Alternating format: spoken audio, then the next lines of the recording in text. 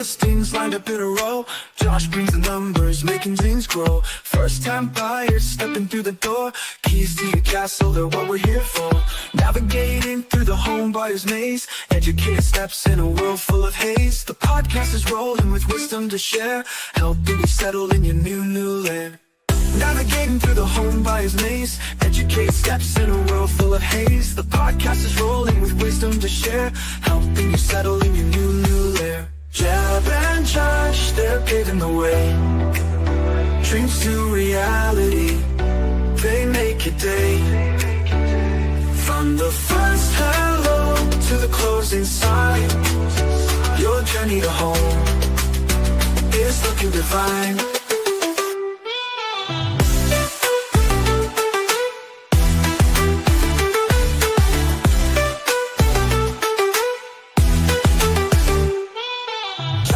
Down, the numbers make sense. Jeb shows the vision beyond the white fence. Teamwork like this is rare to find, helping you leave all your doubts behind. They talk about homes and talk about life, cutting through the stress and the buyer's strife. With every word they light up the spark, guiding you through when the road feels dark. Jeb and Josh, they're paving the way.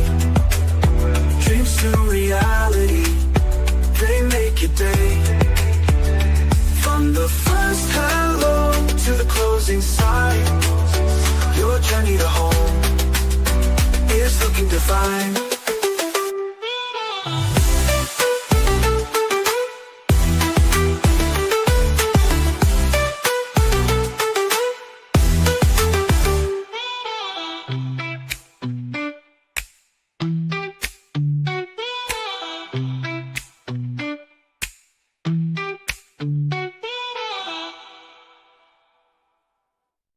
Happy Wednesday. Welcome to another, Josh, what do we have on the screen here? Welcome to another week of the Educated Homebuyer Lives. We already have the charts up, but we're not going through them quite yet. It's good to see you guys. We are going to be talking through the housing market, mortgage rates, what's happening out there so that you guys can become educated homebuyers. Josh, how's your Wednesday going?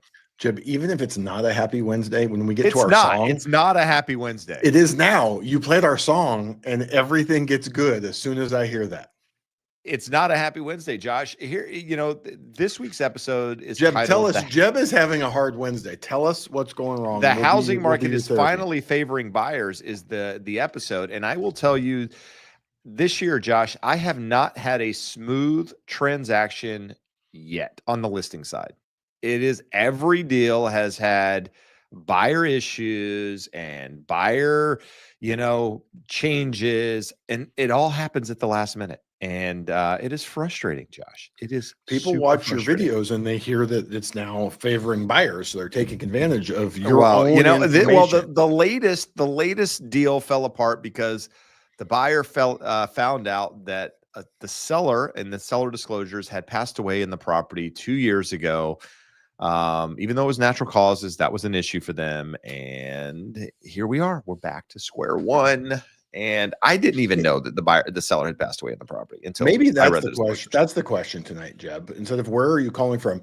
If you were buying a home and you found out someone had passed away in the home of natural causes 2 years ago, 5 years ago, 10 years ago, older seller too. Yes. Would this bother you? To me, I've never been bothered by the natural causes. We had, especially in the flipping days, we had many opportunities to buy murder homes, suicide homes. And I'm just like, that's bad juju. I don't want that. So I certainly understand the stigma on those homes, but this is life. People pass away, unfortunately. No, absolutely. Yeah. So that's the question tonight. So we're going to say 1 is you would be okay with it. 2 is absolutely not. I would never buy that. And you guys are crazy. And it could be just that we're crazy. You might still buy the home, but you still 3 think is you're insane. I don't care about the question. Yeah, exactly. So appreciate you guys being here. Tonight we're going to do as we always do. We're going to jump into some charts. We're going to answer your questions live, and we're going to have some fun while doing it. So you already saw the charts here because we had them up on the screen, but we're going to put them up there again just so we can take a look at them. But Josh, we have inventory once again continuing to grow. We went from 846,000 homes up to 856, which is pretty close to that peak that we had just a couple of weeks ago. Last year, same time, 668,000 homes on the market. So we're up 28% year over year. You'll notice at one point we were up 33%. Now we're only up 28%. So the compression is happening there a little bit. Seasonal, people pulling homes from the market, a lot going on there. But nevertheless, as I said, it is definitely starting to favor buyers a tad bit more.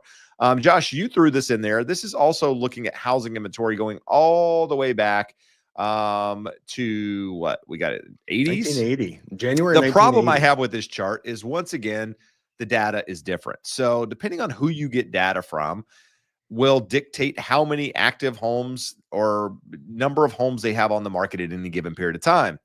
I like to look at active inventory because that tells me what's available. A lot of times, National Association of Realtors, what they do is they like to throw in pending sales, active, under contract, all of these things in there that says, hey, these are active homes. Now, this chart is all relative to that information, but it's going to look a little bit different in the numbers that we looked at, just number-wise. But the reason why I threw it in there, Jeb, yeah. The reason why I liked it is to give you guys some context. We keep hearing, oh my God, inventories are exploding. We are a third of what they were in 1985. And as you can guess, in the last 40 years, the US population is much larger.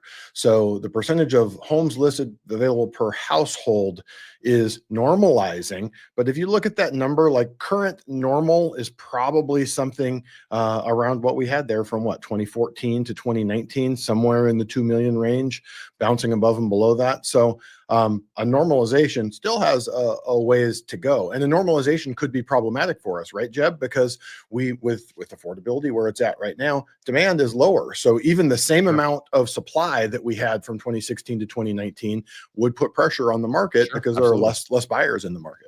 And we're seeing it to some degree. Now, Josh rearranged my chart, so we're not going to look at Huntington Beach in California right now. We're rather remove them. No, I can't because it's already in here. Pending home sales. So this is total pending home sales. Normally we would look at weekly first, but he moved that too. So Josh just took control of the charts tonight, and Jeb was having a bad day. I was trying to help, but where we are today, 386,185 homes under contract compared to last year, 382,000. So it's a slower year. Rates are probably pretty close to where they are last year, Josh. I mean, it's got to be not that far off from where we were trending this time last year. And pending home sales up a little bit, even with demand probably subdued a little bit more. 0.09% lower on rates versus this time last year. Okay, so pretty close. It's the same. Yeah, pretty much the same thing.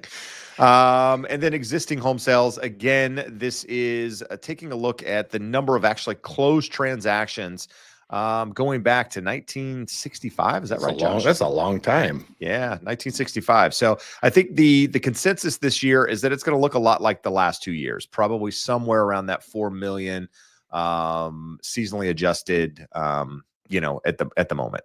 With regards to the number of actually transactions closing. So subdued, that means just not a lot of activity. It means, there's definitely an opportunity for higher transaction count, but I think the number, in order to see that, we need to see lower rates. And this tells you, Jeb, again, kind of the flip side of it, the demand in 1975, 1985, the last time we were at this level of sales, and 95. It looks like it's every 10 years, 75, 85, 95. We pretty much hit those levels. Again, a much lower population. So the percentage of households choosing to buy homes right now due to affordability is historically low, even though we're at that 4 million sales level. Good stuff. Taking a look at Orange County, Huntington Beach. So Orange County, we actually saw a little bit of a tick down, just less, quite a bit less than 1%, 0.22% week over week, sitting at 5,022 homes. I think last week we were at like 5,033. So it's a small number. Huntington Beach down 4.84% from last week, sitting at 289 active homes on the market. Again, this is single families, condos, townhomes, senior, lease land, luxury, all of that good stuff. So, not a lot of property on the market. Have we seen the peak yet? Hard to say. We're kind of trending in a sideways up and down at the moment, at least here locally. So we'll have to continue to monitor over the next couple of weeks and see what happens? That takes us into national single family new listings. So how many homes are actually coming on the market? So this past week we saw 73,000 compared to last year we were at 68,000. And then going back to more normal levels, prior to the pandemic, 80 to 100,000 is what you would see come on the market during this period of time. So we're still below that number. We're seeing, some activity there, which is positive. If you're a buyer out there, this is what you want to see. You want to see new listings coming to the market. And you want to, in theory, you want to see them sit a little bit too, right? And give yourself a little bit of leverage in that negotiation. Weekly pending sales this week sitting at 66,000 versus 61,000 last year. The holidays out of the equation now, but if you kind of look at that chart, Josh, following pretty closely, trending to where it was last year. It's a very similar market, even though for many out there feel like, hey, it's different. It's a buyer's market now. Things are changing, more inventory. When you look at the charts and you start to see things, the patterns are very, very similar. To me, it feels like a different market, but when I look at this, I'm like, well, I guess it's very, very similar. Just things seem to be more difficult in closing transactions and getting things under contract than they have been.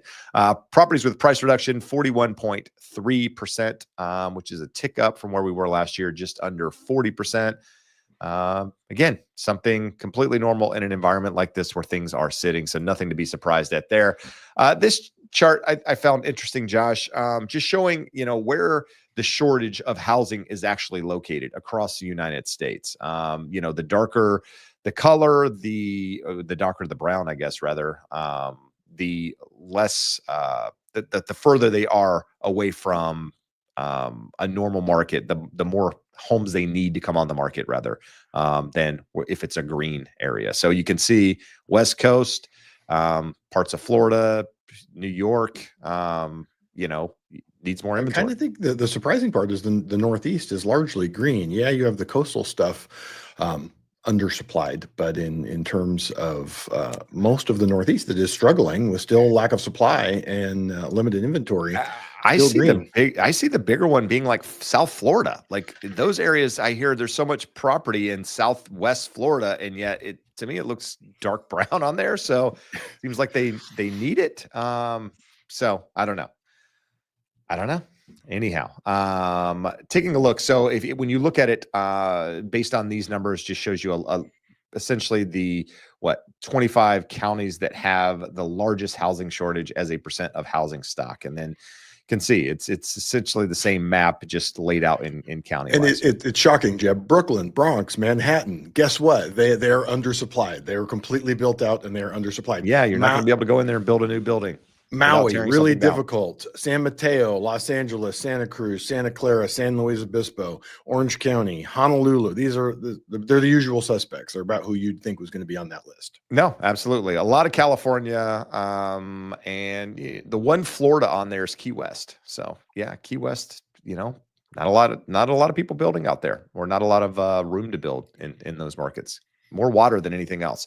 But typical home value by county according to the Zillow Home Index. So again, I like this chart because it's visual. Just shows you, hey, where are the most expensive homes based on location, and it kind of follows that same chart, Josh. Where the housing shortage is where the homes seem to be the highest priced in many ways. It's almost like the prices are dictated by supply and demand. Isn't that weird? It's weird. It's weird. It's like they should throw that into like an economics class or something. Well, we should put in the very first day. You should learn that. We should put a trigger warning on it, because whenever you talk about it, there's people in the comments that just lose their minds. Oh, they don't want to hear about supply and demand. That is not right. Single family permits authorized in 2024 per 1,000 residents. So what do we have here, Mr. Josh? So basically, where are we building? So the large amount of permits, so this is funny, supply and demand. Once again, supply of new homes is greatest in the areas that have the most supply and are seeing the most leveling off or even decreases in prices. Look at all the green is down there in Florida. We got Texas, we got the southeastern coast, but California and the Northeast, they're not building. So sometimes this comes down to red state, blue state. There's a little bit of that here, but the entire Northeast and the upper Midwest just not building much. Some of that is from being completely built out. The upper Midwest, I'm not sure. I don't know what their issue would be with not building, but it comes back to where we are in terms of supply and demand. Jeb, really light week on the economic calendar, so just wanted to throw some things in here. We always like to talk about inflation.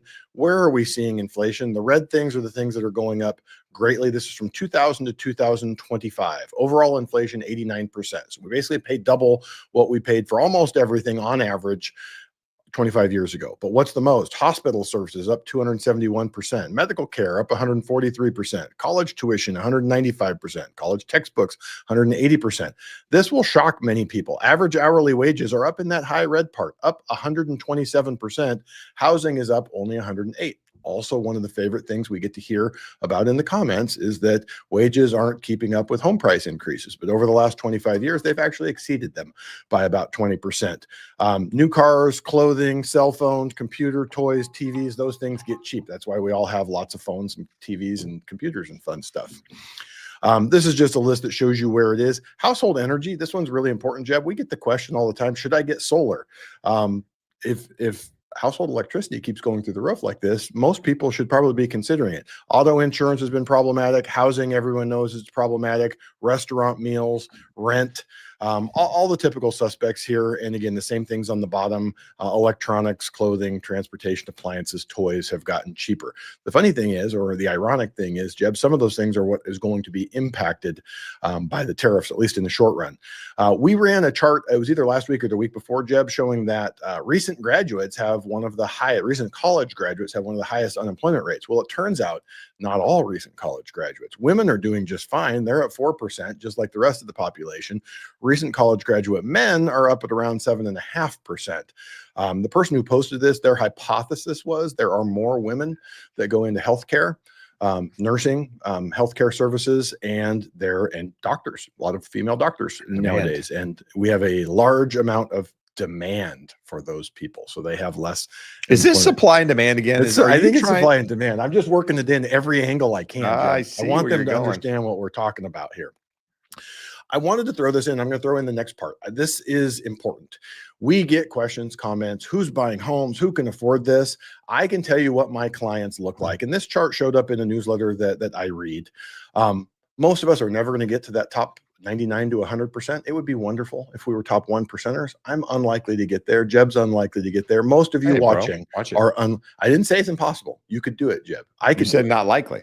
I said it's unlikely. It is that's a fact. I don't want to break anyone's heart. It's possible, but unlikely. So that 80 to 99%, this would be wonderful if we could get there. Those people hold the majority of the wealth. It's a wider band. It's a 19% band versus a 1% there at the top. But this 60 to 80%, this should be your minimum. And if we look at the demographics, YouTube does a really good job of demographics. I think we can pull it from Anchor for the podcast. We know that's where most of our people fall, somewhere between 50 and 80%. We get a few above that are buying big, expensive homes, but that's where it is. So what does that mean in real terms? Pulled this data, that middle quintile upper limit is 94. So quintile is just 20% ranges. So the top of the middle, the 40 to 60, ends at 94,000. So you're gonna get over 94,000 household income to get to that 61%, and all the way up to 153 with a median of 119. And that matches really closely what most of our clients look like. Now, if you're in California, it skews higher because home prices are even higher, wages are higher, everything's higher in California. But we're going to go Tony Robbins. You can and will and should. And if you're watching this wanting to buy a home, you probably already are there. We're talking household income. A husband and a wife each making $55,000 is at 110. You're right there in the middle of that range. So shoot for the moon. Be like Jeb and want to be a 1%er at some point, but this is what you all want to aspire to be able to comfortably own a home and build assets. And you've seen how well those people have done. This chart shows you back from 2010, they've tripled their assets, those top two groups, and doubled from that 60 to 80%. And the reason is assets have gotten more expensive, and the people that have higher incomes have more assets.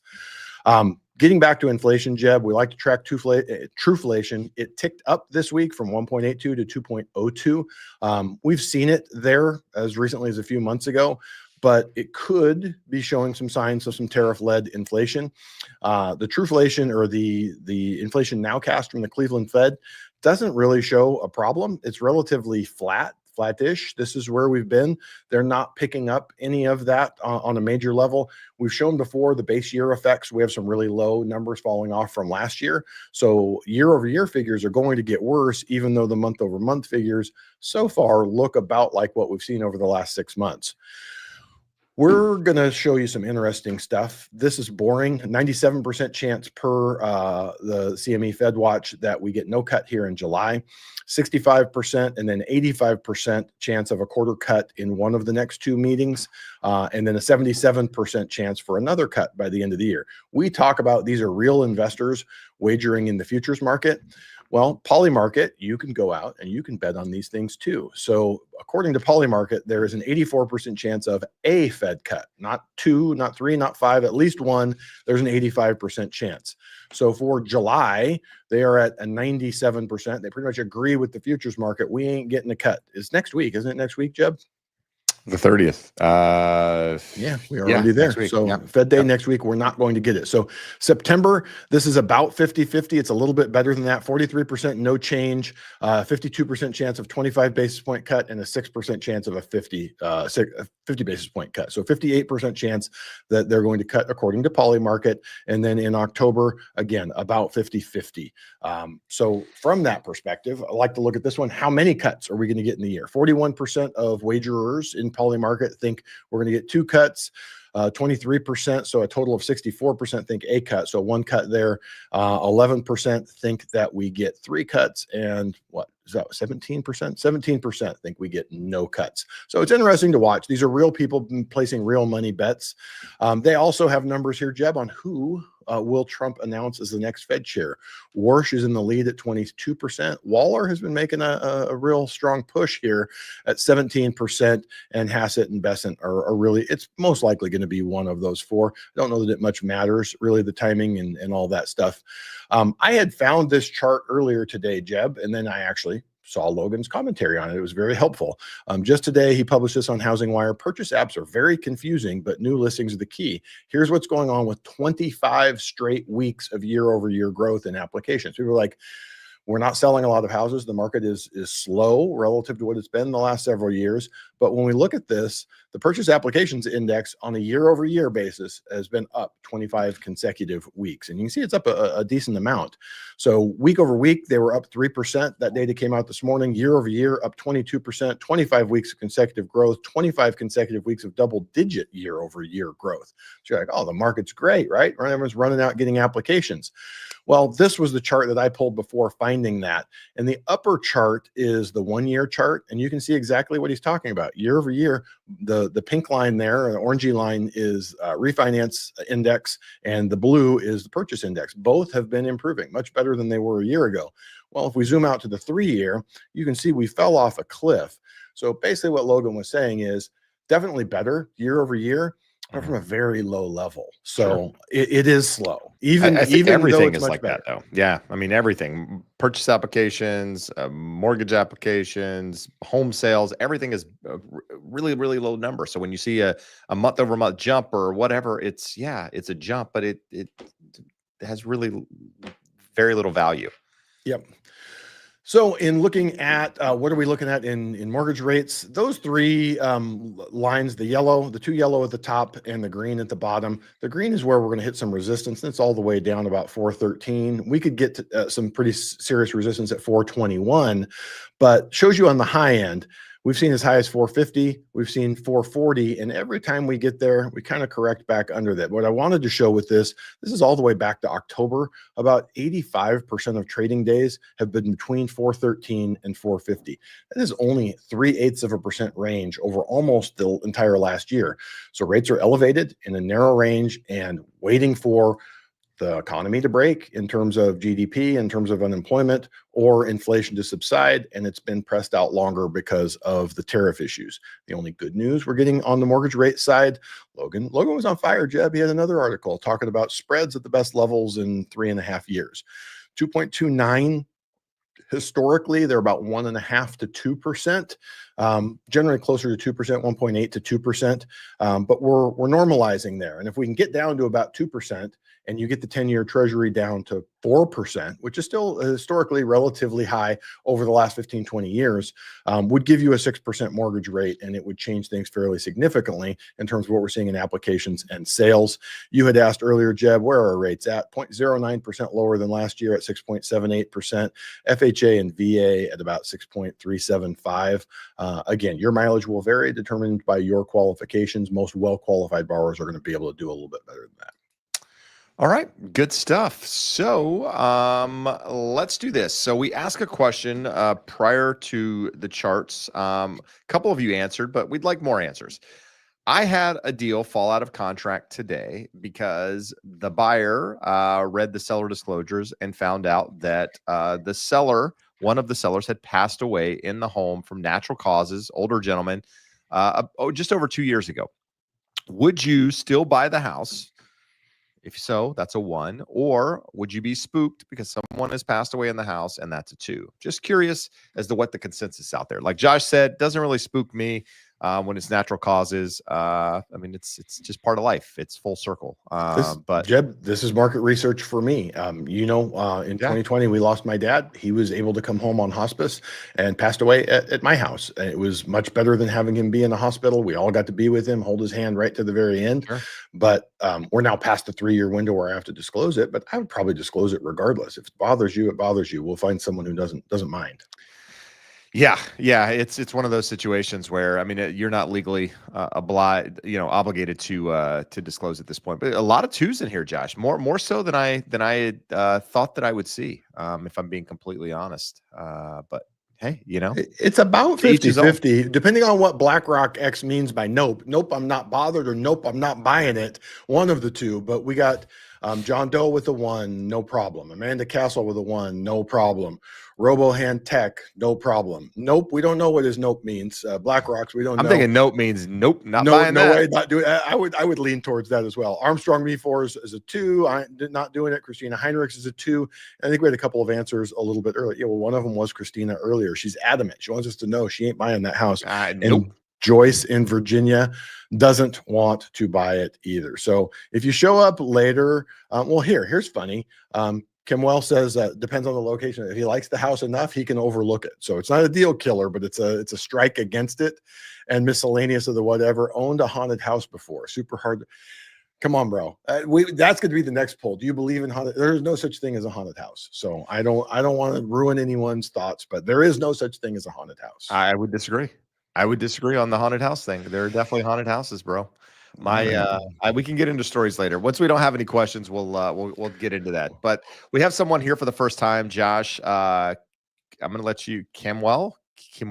I don't know. Kimwell, I think. Kimwell says, "Sup guys, listen to all your live streams, but this is the first time being here live, listening from Greater Seattle area, currently selling our townhome, and it's been a ghost town. So appreciate you being here." I mean, the market is definitely slower than it has been. I think it's really, really important at the moment as a seller, also as a buyer, but as a seller to understand it's going to take a little bit of time in most cases to get some traction on your home. You can't put your home on the market and expect a line out the door unless you do some sort of pricing strategy that's well below market to try to drive up the price, which people do, and it does work.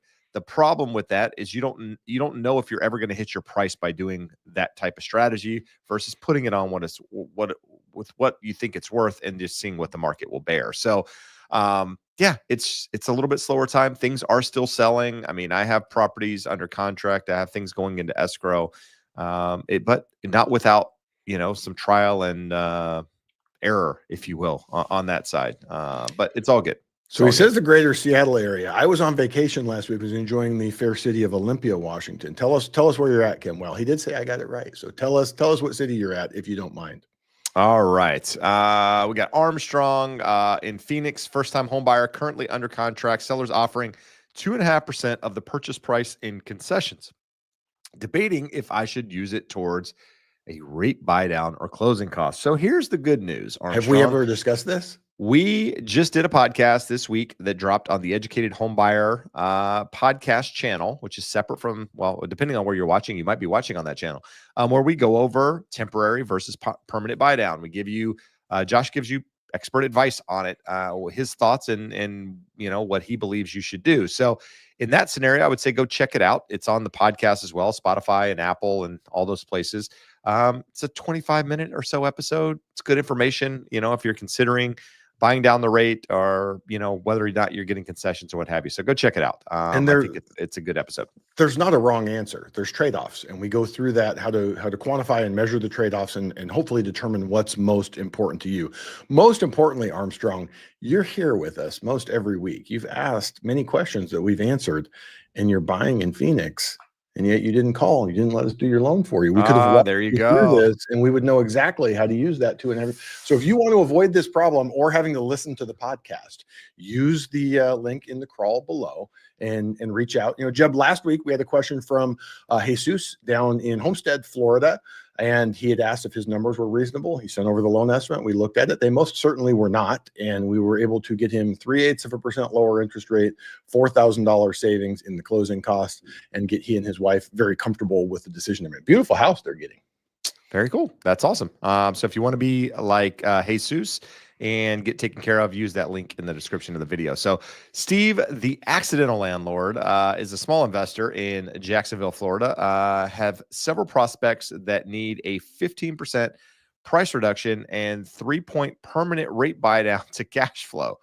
How would you approach an offer strategy like that? So a 15% price reduction is pretty substantial. I would say your best bet is probably patience. My guess is, I know Jacksonville has quite a bit of inventory based on where it was in, say, 2019. I don't know what that actually means for price compression at this point in the game. I do know that the market in general is sitting in a lot of markets out there. So a 15% price reduction is a big price reduction. On top of that, you need 3% in order to buy down the rate to make it make sense. So my guess is you're not buying anything anytime soon. That would be my guess. I think be patient and see what happens. Otherwise, look at some other areas where things might not have to change quite as much in order to make them happen. All right. Josh, we got, let's see here. What do we got? Willing always with questions about more, like the Willing has more questions than anyone in the world, I believe. They say you need to ask a lot of questions, but Josh, sometimes there might be a limit. This is an extreme amount of questions. It's a lot of questions. And Willing, one of the most important skills in the mortgage business is being able to ask the right questions, to have the information to answer the questions. So this one, there's a million questions behind this. If you and I are sitting across the table and you tell me this, I'm going to start asking you a bunch of questions. What are you looking to buy? What's the price point? How much money do you have to put down? What do your credit scores look like? What loan program are we likely to use? We had a listener to the show about a year ago, Jeb, that we couldn't do the loan because it was in Nevada and our company was not approved in Nevada at the time, but we figured out the solution with one of our investors. They referred us to one of their best lenders out there in Nevada, closed the loan with them, no problem, with 7 months. And you go, okay, great. I can buy after 7 months of self-employment. Very unique situation. It was VA. VA has the most flexible guidelines on that. So it is possible with this scenario, unlikely, and we need a lot more information. Well, here's the thing. There are people listening, not watching this, and they have no idea what the hell we're talking about because we didn't read the question. So the question is, can I get a mortgage if I'm self-employed for 1 year and 2 months, but 2024 only shows 5 months because it opened in July of 2024? So that's the question. Josh's answer is I need a lot more information to be able to answer that question. It is possible, but there needs to be a lot of questions answered, and they need to all kind of help the scenario here. And Jeb, it's funny. I just remembered another borrower, listener to the show. We were able to help earlier this year, and we almost got tripped up because the Fannie Mae, it's either Fannie or Freddie, their guidelines literally say you have to have 1 full year on the tax return. And his LLC start date was February 2. So it was like 11 months. We're like, well, cool. Average the 11 months over 12 months. We found a workaround, but long way of saying, the very difficult one. So if you're listening and you're self-employed for a short period of time, The answer doesn't have to be no, but we just need more information. Maybe it's maybe so. Maybe, Not no, maybe possibly, so. possibly. It's potential. So Amanda says, looking to relocate from Denver to beautiful North Carolina, but still debating whether to go or try in-state in Colorado. Can we pre-qualify in both states to look for homes, or do we have to choose first? So Josh, what is the scenario here? What does one pre-approval work for both states in theory? Or is the employment Jeb, the piece that needs to be this solved? will sound self-serving, but the important part is that you are getting pre-approved with a mortgage team that can service both states. Most can't. Most are not in both areas. So our team, we actually can help in North Carolina and Colorado.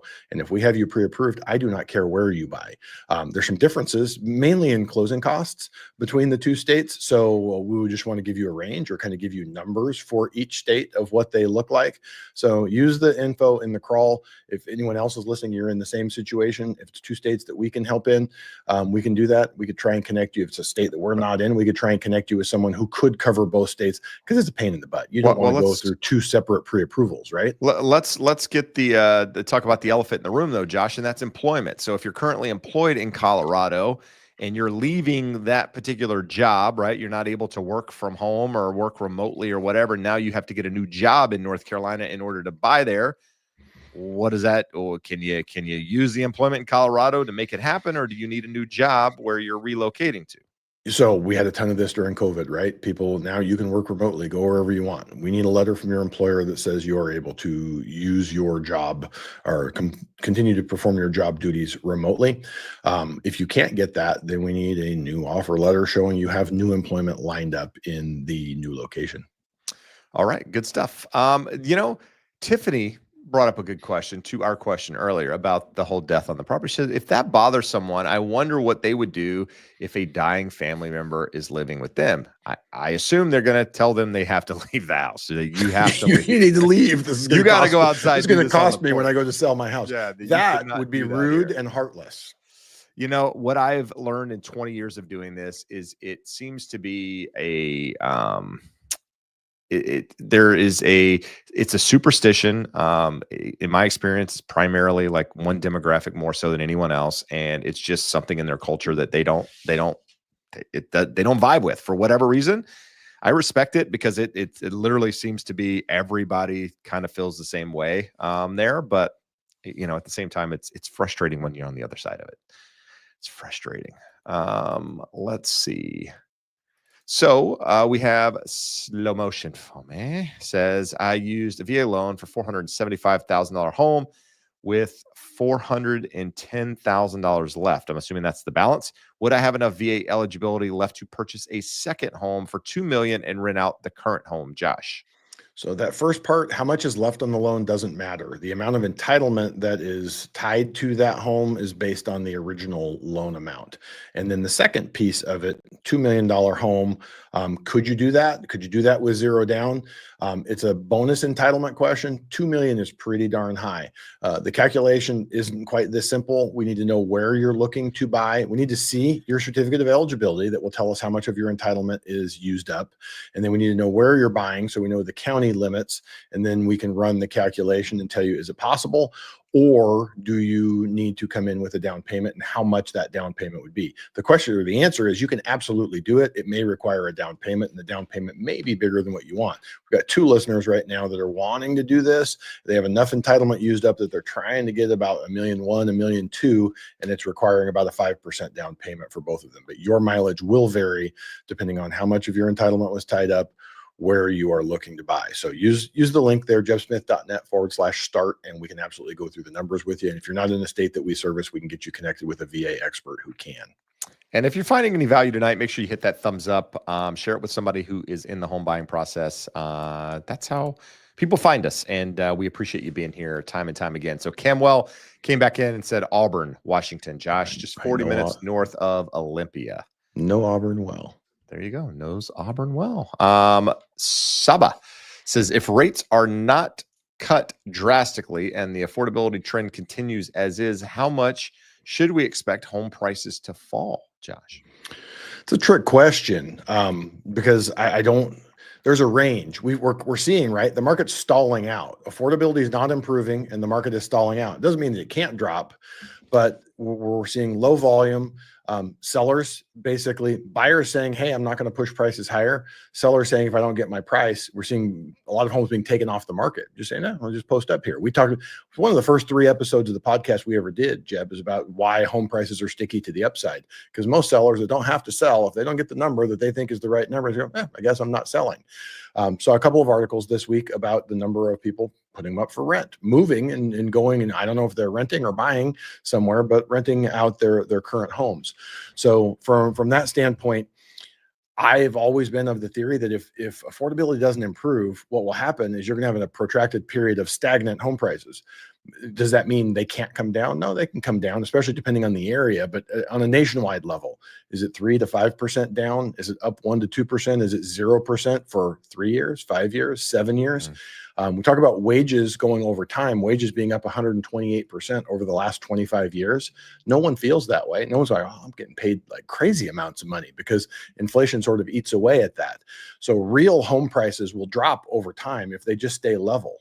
So that is the most likely way if affordability doesn't improve, versus this giant big drop that people are praying, dreaming, hoping they're going to get a crash and going to be able to buy a home at 2019 prices, which is just not realistic based off of Jeb supply and demand. I've heard that before. I've heard something about that. All right. We've got Paul Hernandez saying, getting some buyer remorse. I'm about to close on my new build, but I see other similar houses sitting on the market for 100+ days, a slightly lower price. So here's the thing, Paul. Whether or not you saw those homes sitting on the market for 100 days or not, you would probably have some buyer's remorse. It's normal. I tell people all the time, it is completely normal in my experience to have some of that. You're buying an expensive item.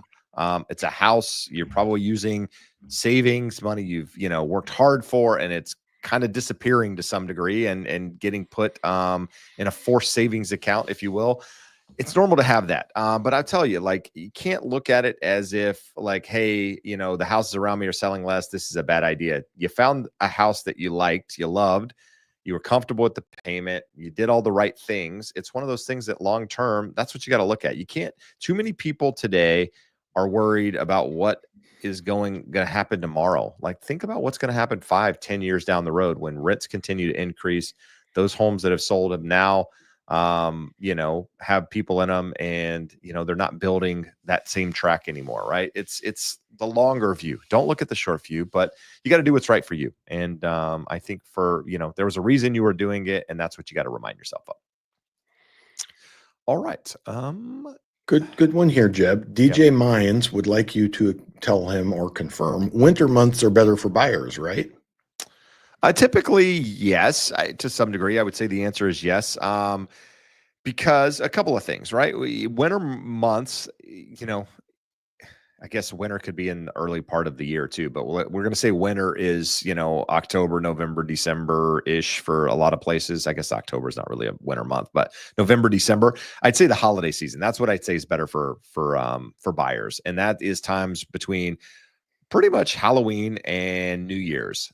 Typically the better time for buyers, because anybody that has their home on the market during a holiday season, especially if they live in it, and people are coming in and out, that means they're motivated. They're trying to sell for some reason. And usually that is a time that's slower in the year. Days on the market build because, there's not as many active buyers out there in the market for obvious reasons. And, less people putting homes on the market. So you got just kind of this scenario where, hey, if something's on the market at that time, that probably means they're serious. Doesn't mean you're going to get some huge discount, but at the same time, maybe you can, right? It's all about seller motivation.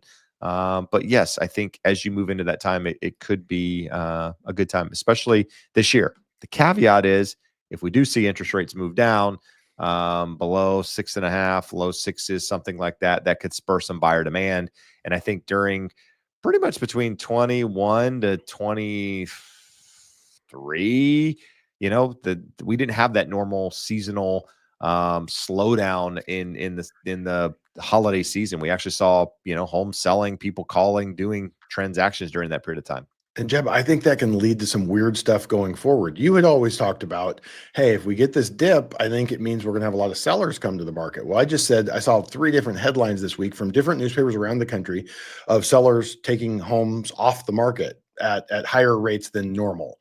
And you say those people, if you got a drop to 6% and buyers were coming out saying, hey, we're willing to buy, and supply starts Sure. dwindling, they're going to come back to the market. So I still say people are worried that if rates drop to 5.5%, home prices are going to shoot off again. I don't see a big skyrocketing of home prices anytime in the future because we have both pent up demand, Sure. but we have And pent up potential supply of Yep. people going, I want to sell, I want to move, and I finally have an opportunity.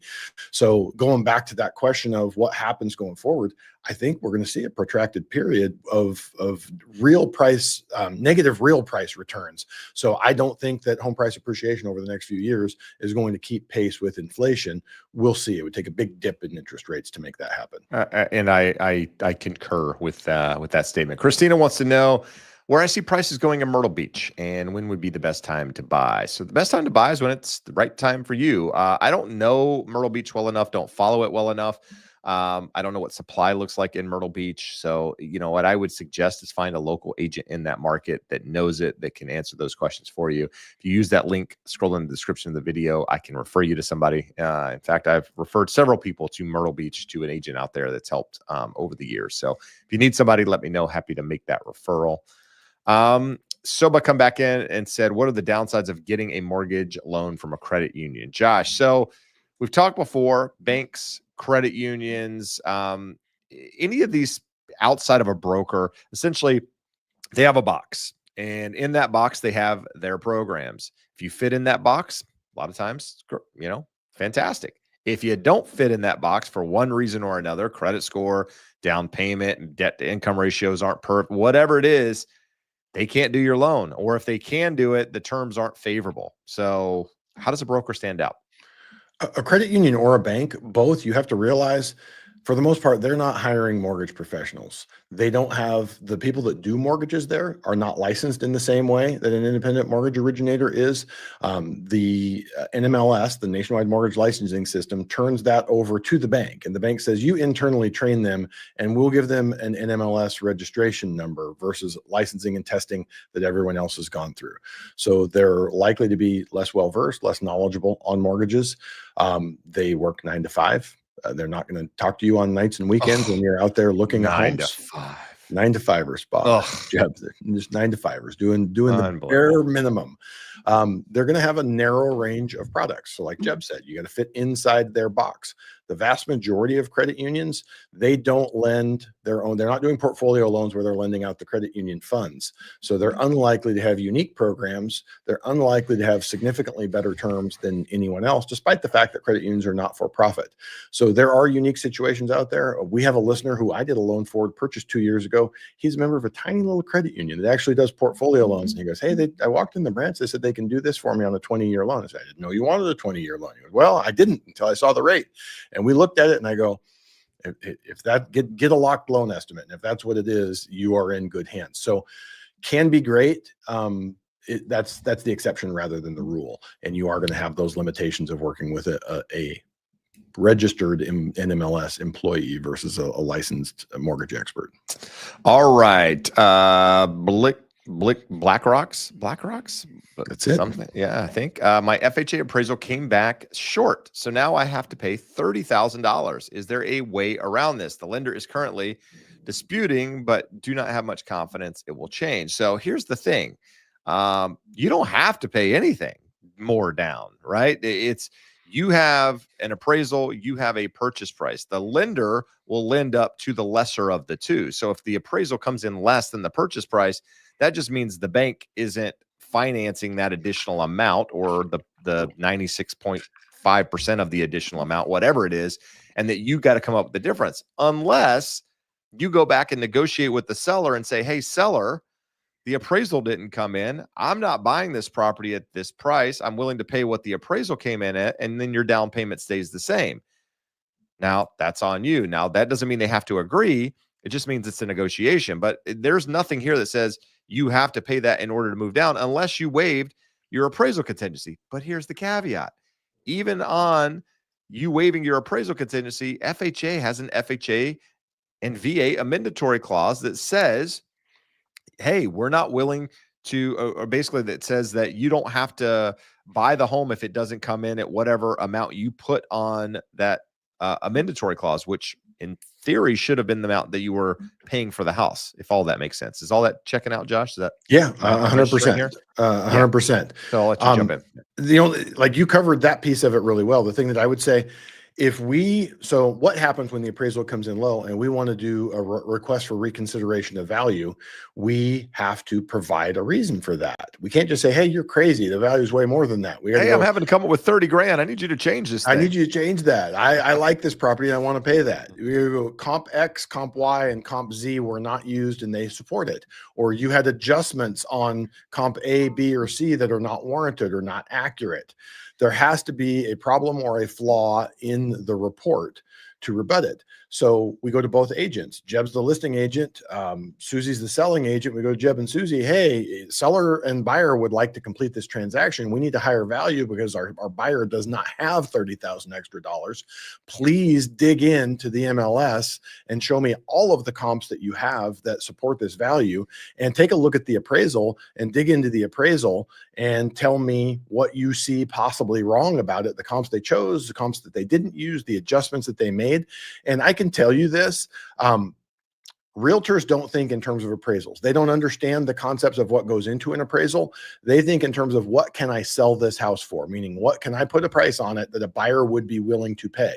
So I'll tell you, they are generally one step shy of worthless when we have this. And I end up taking the information that they provide and then digging in to it further and working with our appraisal management company and trying to find something that we can go with. Because what they'll do is they'll say, well, there's this house and this house and this house. Well, the one sold a year ago, so it's outside of the time window. We can't do it. The other one's 2.5 miles away. We can't use it. And the other one is 1,000 square feet bigger. And the first one is only 1,000 square feet to begin with. So yeah, definitely homes in the neighborhood selling at that value, but they adjust out to the same or less than what our appraised value is. So I won't say that we never get updates or improvements in value on the reconsideration of value. But what I'm saying is, if we go through that and the agents have provided their best, your loan officer worked their best, and the reconsideration of value had all available information, that sellers are going to have a hard time selling it to anyone else unless they find someone else that has $30,000 to cover that gap. Exactly. All right. So hopefully that was helpful for you. In fact, if you're watching now, you're finding any value, make sure you hit that thumbs up. If Josh and I can be of any assistance to you, whether you're getting pre-approved, you want a second quote, just want to know where you stand in the process, or you need a real estate agent that can guide you through the process, that link scrolling the bottom there, jebsmith.net/start, will get you in touch with us and the team, and we can make that referral. We help a lot of you guys. We would love to help way more. We have big aspirations and goals here, and we'd love for you guys to be a part of it. So Amanda says she appreciates that, Josh, what you replying about the Colorado, North Carolina deal earlier, and that she is being offered a 3-2-1 buy down, and ask basically the thoughts or hidden dangers on the deal. So here's the deal, Amanda. We cover this scenario pretty much verbatim in that episode where we talk about interest rate buy downs. It's on the podcast. Check it out. It's 30 minutes. It's a deep dive into everything you need to know, pros and cons about buy downs, to really help you make, see if it's the right thing for you. So, Jeb, I almost see a secondary issue here, and I want your thoughts on it. Leave that one up there. Okay. Yep. So a 3-2-1 buy down. A 3-2-1 buy down is almost 4 points at current interest rates. So they're giving you a 4-point concession. And then at 4.99, let's assume it's FHA. FHA is 6 1/8, 6% right now. So buying down a rate a full percent permanently is about 4 points. They're giving you about an 8% concession. And what I would compare it to is, let's say that you need a new roof on your house, and you have 5 people come over and give you bids, and they all come in a normal range. And then one says, okay, here's what I'm going to do. I'm going to buy all the materials. Just pay me for my labor. I want to do it in the next 4 hours. So I want to put it up right now. I'm going to clean your house when we're done. I'm going to paint it also. And then I'm going to pay you. You start going, what in the world is this person talking about? Why are they giving me the world when everyone else says this is what the normal cost is? I start looking at that and I say, if a buyer is willing to come up off of 8% worth of concessions, I would be worried that I am paying too much for that home. But your thoughts, Jeb? Yeah, I was wondering where you were going with it, but yeah, I see that. The only thing I think here in this scenario is that they're desperate to get rid of this thing, and they've got enough margin built in there in order to make it happen. I mean, again, I'm being, just kind of thinking from the outside, but yeah, I don't know. It's hard to say without knowing the comps and knowing the market and all that good stuff. But I see where you're going, and I see that as an option as well. All right. Josh, we have Pablo says, once my home is completely paid off and retired, what ongoing costs should I expect as a homeowner? Josh?